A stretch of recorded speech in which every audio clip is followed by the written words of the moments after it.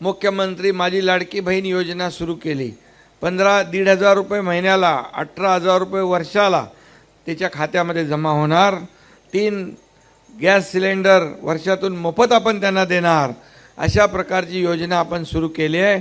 लवकरच माझ्या भगिनींच्या बहिणींच्या खात्यामध्ये पैसे वळते होतील, त्यांना देखील एक हातभार लागेल।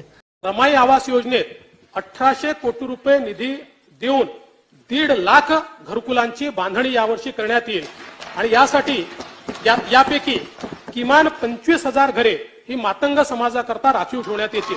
हा फोटो कसा केला त्यांनी? असा अन्याय असतो का ह्यो? आज आमच्या बाबासाहेब आंबेडकरांची इज्जत नाही ठेवली त्यांनी। आम्हाला याच्यावर न्याय पाहिजे म्हणजे पाहिजेच, नाही तर असं आंदोलन काढून आम्ही जय भीमवाले लोक तर त्यांना नीट सोडणार नाही आम्ही। आम्हाला याच्यावर न्याय पाहिजे म्हणजे पाहिजेच।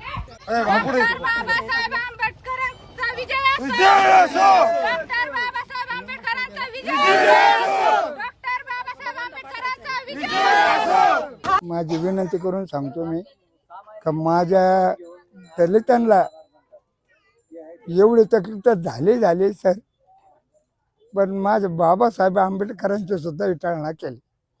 माझे हे सगळे बाल बच्चे हे सगळे बाबासाहेब आंबेडकरांच्या जो राहते, तर ही बिल्डिंग सुद्धा ही तोडण्यात यावं।